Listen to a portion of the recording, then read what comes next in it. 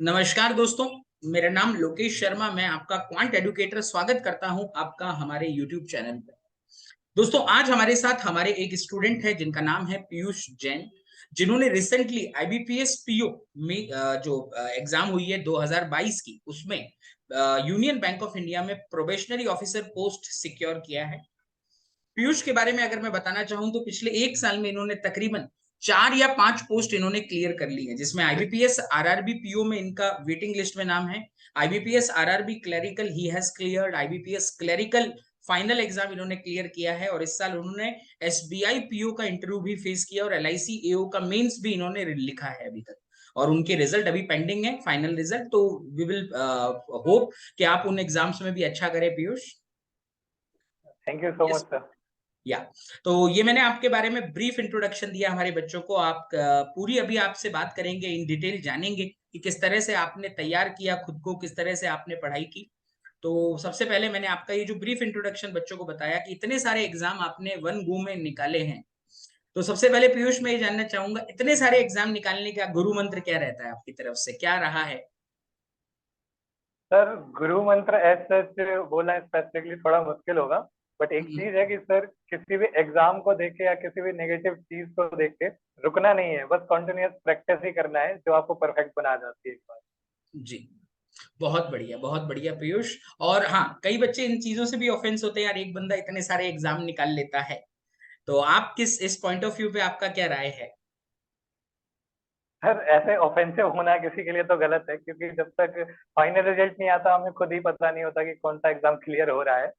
But हाँ, उस चीज से सर हम सीख बहुत चीज सकते हैं कि अगर सामने वाला बंदा कर रहा है तो मैं भी ये कर सकता हूँ, यानी चीज पॉसिबल है।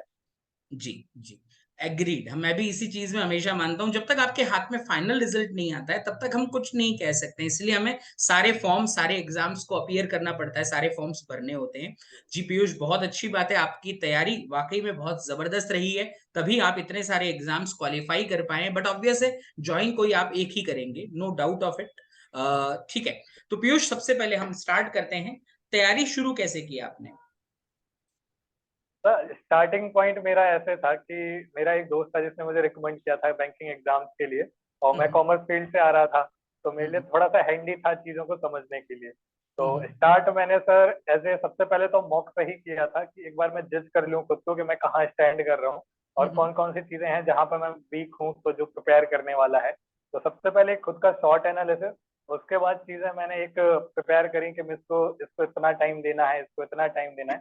देन सर एक बार कंप्लीट किया सारा कंटेंट जो भी था, और उसके बाद सर मॉक और practice, that's it sir. Great great. नहीं, मतलब बहुत जनरल पैटर्न रहा है। और आपको कितना समय गया ये सब एग्जाम के लिए तैयारी करने में? एक बीकॉम बैकग्राउंड से आप आए हैं, तो इंजीनियरिंग बैकग्राउंड भी नहीं है, तो इतने एग्जाम निकालना एक थोड़ा सा अचीवमेंट की तरह होता है। तो कितना समय गया आपको एग्जाम्स के लिए प्रिपेयर होने में? तो ऐसे अप्रोक्स टाइम लगा होगा मुझे 6 to 8 मंथ। बट हम्म। उसमें इतना था कि मेरा प्रैक्टिस का जो टाइम होता था उस टाइम पे सर मैंने बाकी चीजों को ध्यान ही नहीं दिया कि कैसे चल रहा है, थोड़ा सा कट ले लिया था ऐसे।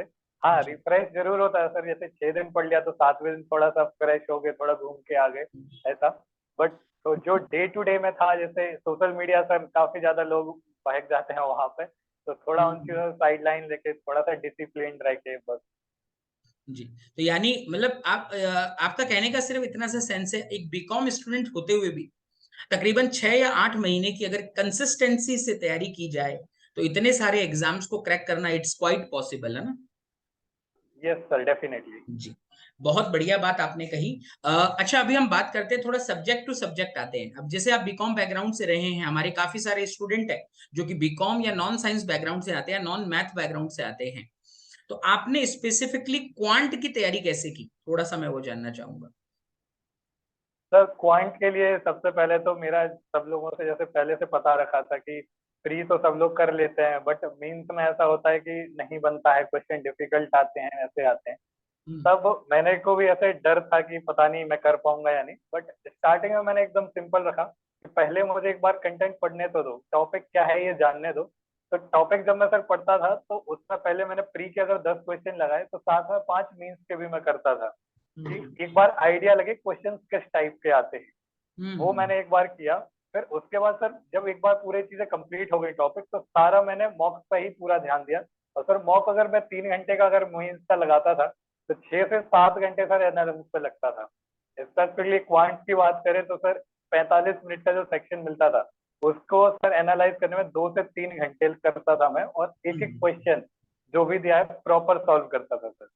बहुत बढ़िया, ऐसे बहुत ही improve। बढ़िया। तो यानी देखो, सिंपल सी बात है, जो मेरे को आपकी बात से एक चीज समझ में आई, आप बैकग्राउंड किसी से भी आ रहे हो, लेकिन अगर आप ढंग से पूरा इन डिटेल क्वांट को पढ़ोगे, और ये सिर्फ प्री प्री के पीछे नहीं भागना, क्योंकि कई बच्चे शुरुआत में गलती क्या कर लेते हैं, वो सिर्फ प्री एग्जाम को अपना टारगेट बना लेते हैं कि मुझे पहले प्री निकालना है।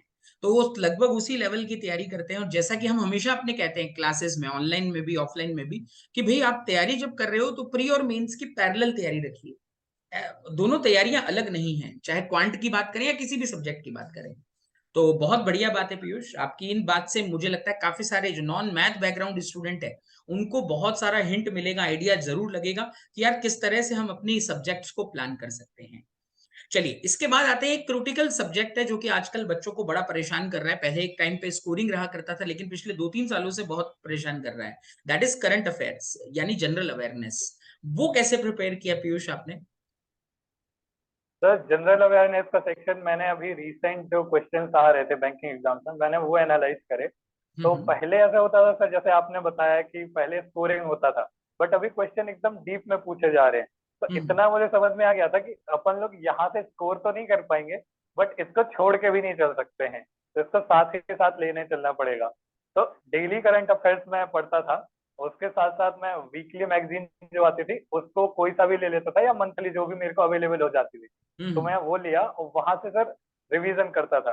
तो ऐसा होता था कि ऐसा नहीं कि कब कोई मेंस आ गया तभी मैंने मैगजीन पढ़ना स्टार्ट किया। डे हम्म। वन से ही करंट अफेयर मैंने साथ लेके स्टार्ट किया था, क्योंकि फिर बाद में इतना टाइम नहीं मिलता है कि सारा कुछ पढ़ पाए। जी, बहुत सही। देखिए पीयूष, हम भी अपने बच्चों को ऑफलाइन क्लासेस में सभी बच्चों को हम यही रिक्वेस्ट करते हैं कि डे वन से जीए पढ़ना है। क्योंकि बहुत सारे बच्चे क्या करते हैं, प्रीलिम्स में मैथ्स, रीजनिंग और इंग्लिश 3 सेक्शन होते हैं, और मेंस आता है तो जीए का रोल आता है। बहुतों को ये गलत फहमी रहती है कि जब हमारा प्री निकलेगा then we will start with GA. तो ये बहुत सही बात आपने कही, और ये हम हमेशा अपने बच्चों को कहते आए हैं कि जीए डे वन से पढ़ना शुरू कर देना चाहिए, और इसका इम्पैक्ट आपको रिजल्ट्स में दिखाई देता है।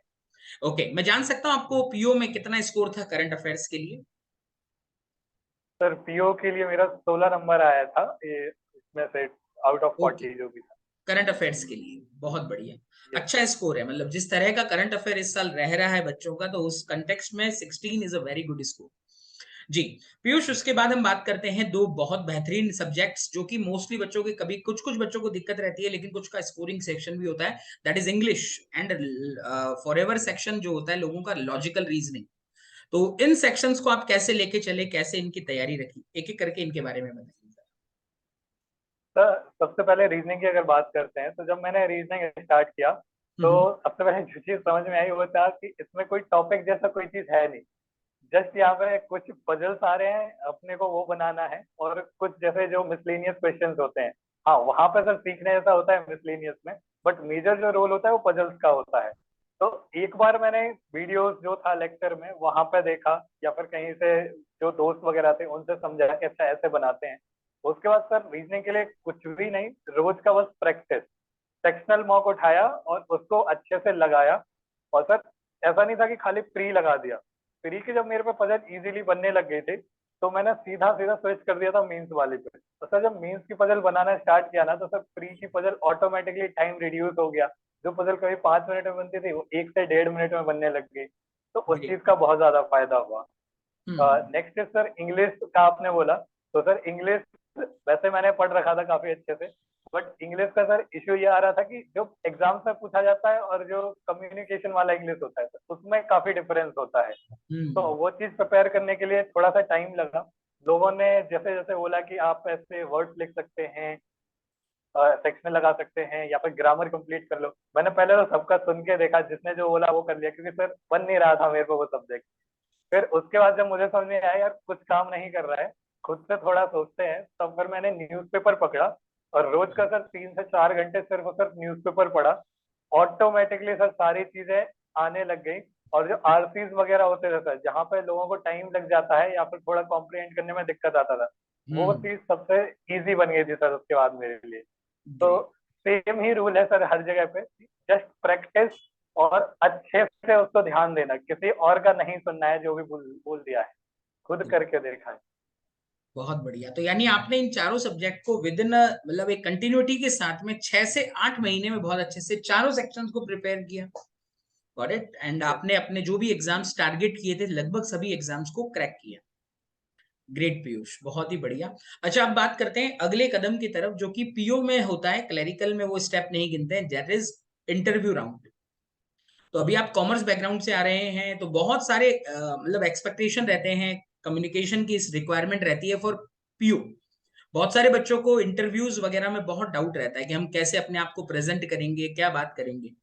तो मैं आपका रियल टाइम एक्सपीरियंस जानना चाहूंगा, कैसे आपने अपने आप को तैयार किया और वो तैयारी आपको एग्जाम में कैसे काम आई।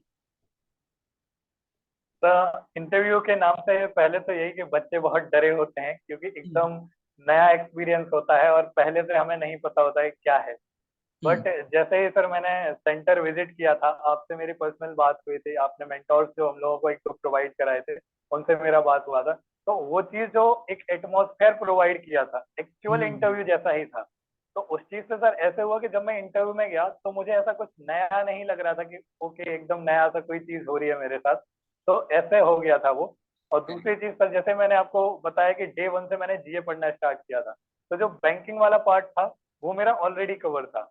अभी मेजर जो बचा था वो था बायोडेटा बेस्ड क्वेश्चन, जो पर्सनालिटी के ऊपर पूछे जाते हैं।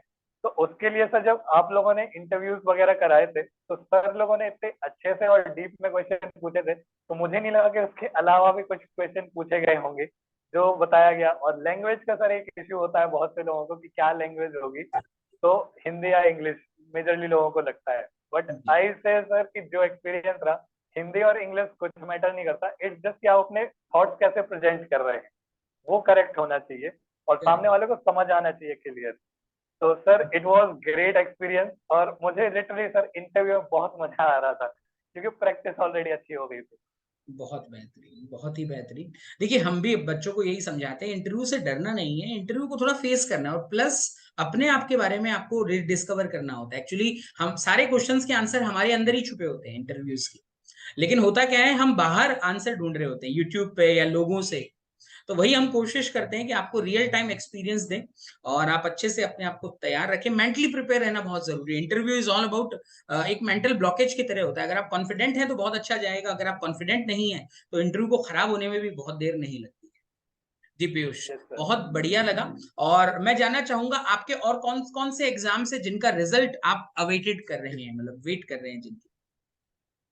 तो अभी एसबीआई पीओ का फाइनल रिजल्ट और एलआईसी डबल एओ का फाइनल ओके, रिजल्ट अभी का उसका ही वेट। मेंस का रिजल्ट भी पेंडिंग है। तो आपका टारगेट यस क्या है, सर। क्या मतलब आप कहाँ जाना चाहते हैं, बैंकिंग और insurance, what would be your preference of joining. Sir सबसे पहले तो जब वो दोनों चीजें हाथ में आ जाती हैं उसके बाद देखेंगे। बट ओके, डेफिनेटली सर कोई भी इंस्टीट्यूट में ज्वाइन करूंगा तो उसमें उसकी जो हाईएस्ट पोस्ट है, मेरा वहां तक पहुंचने का ड्रीम है सर। ग्रेट। ये एंथुजियाज्म सब में होना चाहिए। आपके हाथ में जो जो अपॉर्चुनिटीज अवेलेबल हैं उनके, और प्लीज अपने आप को ऑप्टिमाइज करके यूज कीजिए for your personal growth as well as your organisational growth as well. जी पीयूष, बहुत अच्छा लगा आपसे बातचीत करके। बहुत मुझे 100% है कि जो भी हमारे ऑफलाइन और ऑनलाइन स्टूडेंट हैं इस इंटरव्यू को, इस कन्वर्सेशन को सुनेंगे तो definitely they will get motivated and अपनी तैयारी को बहुत जबरदस्त तरीके से आगे कंटिन्यू रखेंगे। Thank you Piyush. और हमारे बच्चों के लिए अगर कोई मैसेज देना चाहते हो एक सिंगल लाइन में, जरूर। Sir thank you so much. पहले तो आप लोगों की जो कांस्टेंट सपोर्ट थी, उसके बिना ये पॉसिबल नहीं था सारा कुछ जर्नी के लिए। और जो आपने मैसेज की बात करी, तो मैं बस इतना बोलूंगा कि अगर मैंने करके देखी है वो चीज, मैं अपने एक्सपीरियंस से बता रहा हूँ, आप लोग भी कर सकते हैं डेफिनेटली। इट जस्ट आपको जो रिक्वायरमेंट है एग्जाम की, कि आपको हार्ड वर्क करना है और प्रैक्टिस नहीं छोड़ना है, दैट्स इट। आपका भी हो जाएगा। जी, जी Piyush, thank you very much Piyush, और हमारे लिए, हमारे बच्चों के लिए टाइम निकालने के लिए। तो and all the best for your future. Okay, बहुत ही सक्सेसफुल बैंकर बने आप। हम आपसे हमारे चैनल की तरफ से हम यही शुभकामनाएं आपको देना चाहते हैं। ठीक है पीयूष, और कभी थैंक पुनः यू सो दोबारा मच आना सर। होगा तो जरूर मिलिएगा। Okay, yes sir, definitely. Okay Piyush, bye bye, have a great day. Thank you sir.